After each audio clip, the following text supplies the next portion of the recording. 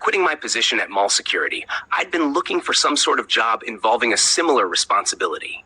Something had always fascinated me about it. The power, mainly. And no, don't worry, I'm not some sort of secret totalitarian who wants to rule over people's lives. Rather, I just simply enjoy the feeling of being able to patrol around in uniform. It was oddly fun to me, not quite sure why. It had been a long and grueling couple of weeks of unemployment until I was offered a night shift job at a storage unit building that was a few miles off in the outskirts of the city. The manager of the property seemed just as thrilled to give me the job as I was to take it. It was especially cold during these times here in Minnesota. Christmas was not too far off, which I was extremely excited about. I was going to go visit my family down in Chicago, Illinois. During all that, trading presents, eating good food, and indulging in social interaction. I'm still only 27 years old at the time of writing this, so my excitement about being able to drink was still quite strong. I wasn't an alcoholic by any means, but coming home after a long day at work and cracking open a cold beer never hurt anyone. When the night had finally arrived for me to start my first shift, I was relaxing in my admittedly messy apartment, watching whatever had piqued my interest on Netflix until it was nearly 7 in the evening.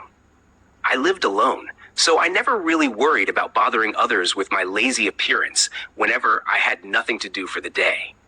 It wasn't that I was a deadbeat or anything. I just never felt the need to overachieve or do more than what was expected of me. But yet, whenever I did do any hard work, I always felt proud of myself. But tonight was different. I had already collected my security uniform from the owner of the building a few days previously, so I was dressed up and all ready to go. But for some reason, I collected the uniform at the guy's house instead of the building, which I found to be a little strange, but tried not to dig too deep into it.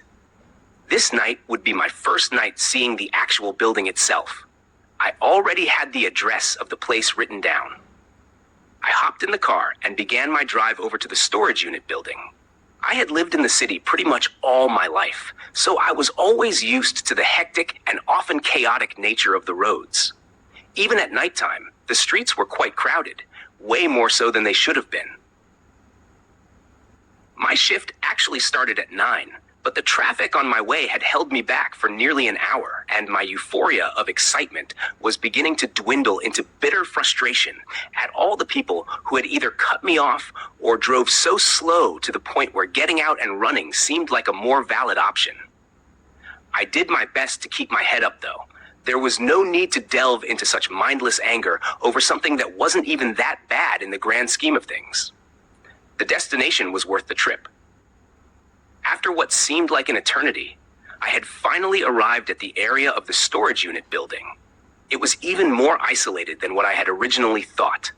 It was a large, square-shaped cement structure with 2 big iron doors on the front. In between the doors was a large chain lock keeping them together, which I had the key for. Behind the building was the beginning of a very eerie-looking forest, nothing but trees and bushes for miles, it seemed.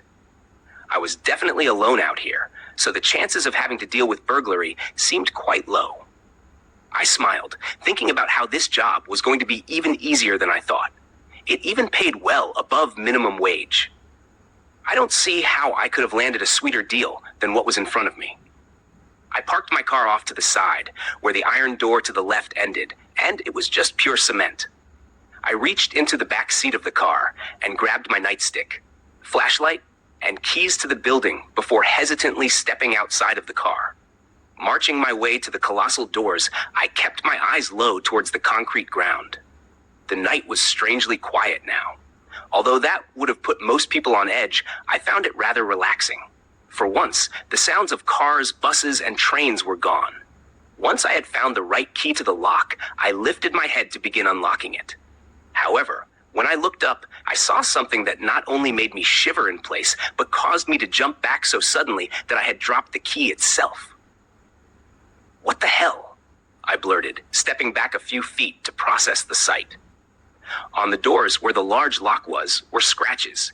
Very long, large scratches that looked as if a steroid-induced brown bear had done it just a second ago. The door looked completely untouched and as smooth as butter a second ago. A clean white, pristine finish over the iron material. The chains of the lock had also been cut by whatever had made the scratches, which seemed impossible for me not to be able to hear, considering I was right next to the dang thing. Well, I guess there's no need for the key then, I muttered nervously to myself, picking up the keys with slightly shaking hands. Putting a hand on each iron door, I heaved and pushed with all my might and opened the doors. Luckily, they had supports built in to help me. Otherwise, there was no way I was getting into this building without explosives. The doors gave off a very low rumbling noise as I pushed them further and further open, almost as if they had voices of their own. After a few more seconds of finally pushing and putting my back into it, the doors were finally open and I could step inside. When I looked forward, the building had a pretty simple layout.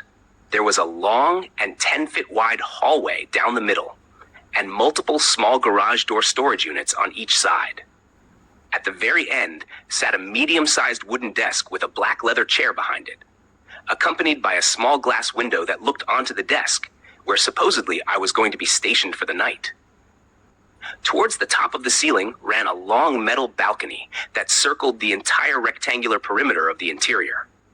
When I turned and repeated the process I had gone through earlier to open the doors in order to close them, I could have sworn I saw what looked to be like a small, brittle, and skinny-looking little boy staring at me just before the doors shut. My heartbeat rose ever so slightly as the intense slamming sound of the doors closing erupted throughout the room before it all returned back to the peaceful yet uncomfortable silence. I had just figured it was my brain going crazy due to the lack of stimulation I was usually used to. I took just a few extra seconds to make sure that the doors were completely shut and secured tightly. Not that I was fearful of anyone being able to get in here anyway. When the doors were shut, the place seemed to be secured. Let me know if you'd like this edited, expanded, or turned into a script.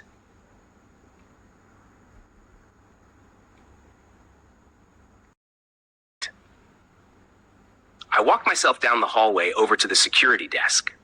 However, before sitting down, I looked over to my left on the wall. There was a very old, busted-up, heavy-looking wooden door that looked like it had been around for much longer than the building had.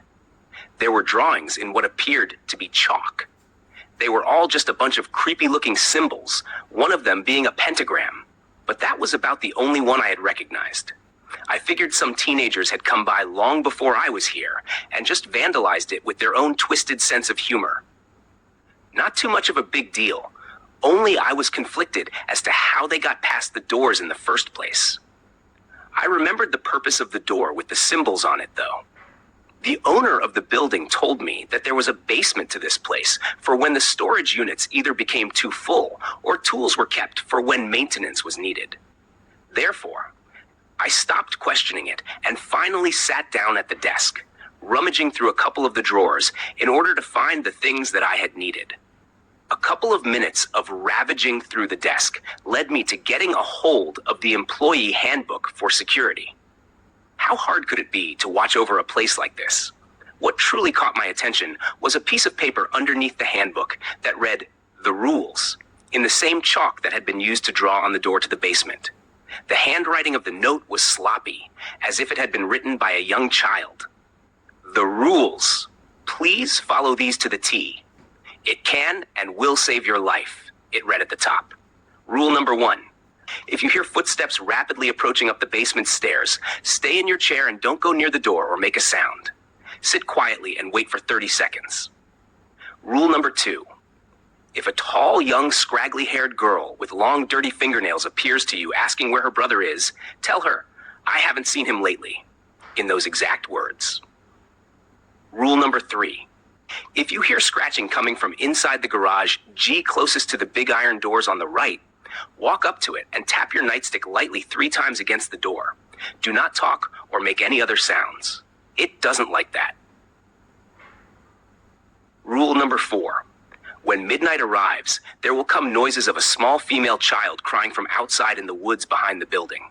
Do not investigate this crying, no matter how human it may sound. Rule number 5. If you look outside the window behind your desk and spot a man with a torn suit, very deformed skin, with lifeless pitch-black eyes and an unnaturally large grin on his face with razor-sharp teeth gleaming in the night, and standing at the entrance of the forest, smile back and give a small wave to him. After this, turn around and pay no attention to him, even if you may hear him tap on the glass. Reading all these rules had made me jump to the immediate conclusion that it was a prank. Something either the owner or a previous security guard had written as a cruel joke to scare the new guy. There was no way any of this was real, right? I immediately put the paper back into the drawer, disregarding it for now as nothing more than a joke, and pulled out the actual handbook to begin reading it. It was all pretty basic stuff. What to do if someone is trespassing, making sure there are no ways for anyone to break in or cause trouble, etc. This all seemed much easier than what I had originally thought, although sitting here for several hours was going to make me antsy. I had regretted not bringing any entertainment besides my flip phone. Yes, I know. I have a flip phone, which wasn't even getting any signal anyway in this place. I grabbed a pencil that I had spotted on the upper right corner of the desk and began to tap it in a catchy rhythm as a small way to amuse myself while I watched the security camera feed. I tapped for what seemed like less than a minute, but as I went on, the tapping, for some reason, became louder, even though I wasn't applying any more force than what I had started with.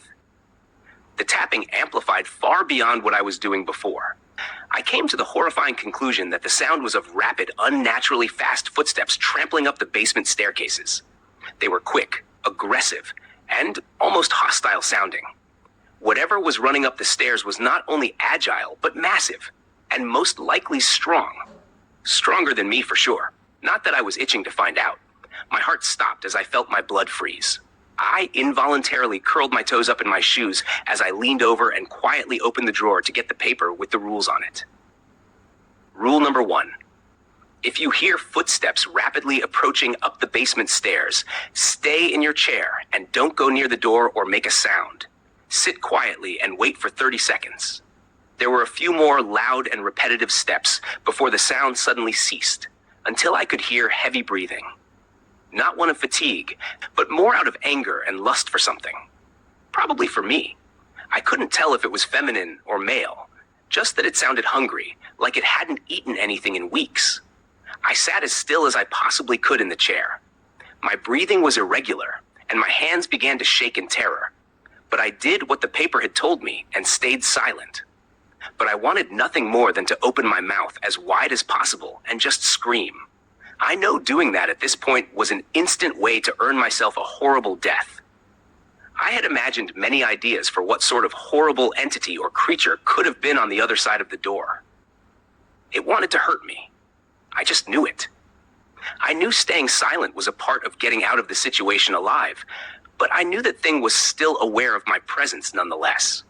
The breathing became slightly louder, although it didn't bang on or touch the door in any way. Its presence was enough to make me feel like a child. But after the 30 seconds had finally passed, the sound of whatever the thing was on the other side of the door, running back down the stairs, just as fast as it ran up them, gave me the opportunity to finally be able to take a deep breath comfortably. The fast footsteps slowly faded out as the creature moved south down the building, back into the basement. In case she came at me, but she just stood there doing absolutely nothing while staring at me. I didn't even want to blink.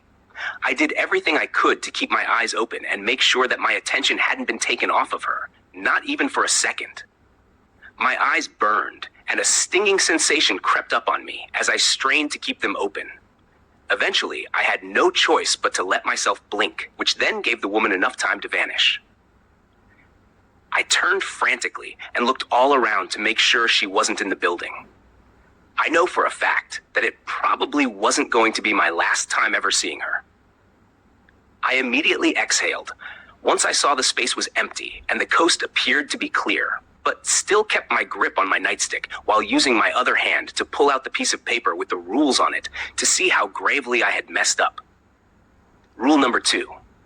If a tall, young, scraggly-haired girl with long, dirty fingernails appears to you asking where her brother is, tell her, "I haven't seen him lately," in those exact words. Seeing my mistake physically written down in front of me did nothing to help my nerves. I could feel my hands sweating a river as I tried to take bigger, slower breaths to calm myself down. Speaking of my hands, however, when I looked at the back of my left wrist, there had been a pentagram carved into it. Despite the fact I felt no pain or blade slice my skin. It wasn't bleeding heavily, but it was still red, like it was a fresh scratch that I had gotten only minutes ago. I came to the conclusion that it was because I had foolishly broken one of the rules. I pulled out my phone again to check the time. 11:58 p.m. I walked back over to my desk, sitting down and letting my head rest on the wood as I waited for the inevitable. Soon, the crying of the girl in the forest started. It had hit midnight. It was agonizing. Less crying and more screams of emotional and physical pain. Please, please help me, the voice begged through the trees. I didn't dare go near the window by the security desk. I didn't want to know what horrific sight was waiting for me there. I stayed in place, not that I was planning on moving anyway. Obviously, my instinct was to open the doors, get into my car, and drive out of here. But whatever was outside definitely wasn't going to let that happen. I needed to at least wait until the cries of the girl stopped. It wanted to lure me out there, to either consume or kill me, or whatever it was demonic entities usually did. It's getting me. Please, please help. She continued on. Her screams became more and more blood-curdling and unsettling as time went on. Eventually, the forcefulness of her pitch began to fade. It sounded as if the vocal cords in the girl's throat were beginning to tear. I just took it as the entity giving up and seeing that I wasn't going to take the bait. It wasn't until nearly 5 minutes after it had initially begun that the screaming had finally ceased. It was now completely quiet outside. Although at this point, the silence didn't bring me peace. I turned and took a gamble at looking out of the window behind the desk. To my relief, there was nothing out there. Just the dark silhouettes of trees, grass, and bushes, which somehow also made me even more uncomfortable. I leaned over in the chair, sitting forward and keeping my eyes down the hallway of the building with my back turned to the window. Then the lights suddenly started to flicker in and out. One of them fully gave out and exploded. After several seconds, I watched as little sparks and pieces of glass had fallen onto the floor of the hallway. It made me nervous that it was going to end up starting a fire in the building. The flickering became more and more intense before all the lights had finally given out, and now the room had gone completely pitch black. I could see nothing, but I felt the presence of something behind me. Something evil. "You didn't follow the rules," came the bone-chilling voice. It was almost as if I could feel the entity's breath pass through my body. "No! No, no, no! Please!" I shouted. I was at the breaking point. I could no longer take a single second of being in this hell. I needed to get out. I immediately leapt out of my chair, adrenaline pumping through every single vein in my body. I bolted through the darkness to the end of the hallway and used muscle memory to begin pulling the iron doors open as the sounds of strange laughter surrounded me. They were taunting me, making me feel as if all my efforts were in vain and that I was going to become a victim to them no matter what. I was able to pull the doors open in just a few seconds, and the moonlight of the night quickly pierced itself into the building, lighting it up like Times Square. Once the doors were open, I bolted out of them and over to my car, grabbing the keys and jamming them into the lock before throwing the door open and dashing into the driver's seat. Whatever was pursuing me had seemed to either not care or wanted me to get away, and the sound of laughter only became louder and louder as I turned the keys in the ignition. Once the engine was on, I threw it into reverse and immediately slammed my foot on the gas for dear life, only taking a couple seconds to look back as I peeled away. In the mirror, I saw the stomach-churning reflection of the man with the huge smile the note had described. A torn suit, ragged and deformed skin, the huge smile with razor-sharp, rotting teeth, and lifeless black eyes staring right back at me. He waved ever so slowly at me through the mirror as I peeled away. His inhumanly large grin did not change in the slightest as I left him, and whatever the hell else was there, in the dust. From that moment on, I was never working a night shift ever again, no matter how high the pay was. It's been a couple of weeks now of taking time to myself and talking to a therapist I could barely afford. Not that I told her the full truth, of course. I had been scrolling through my phone, ignoring any communication from the owner of the building.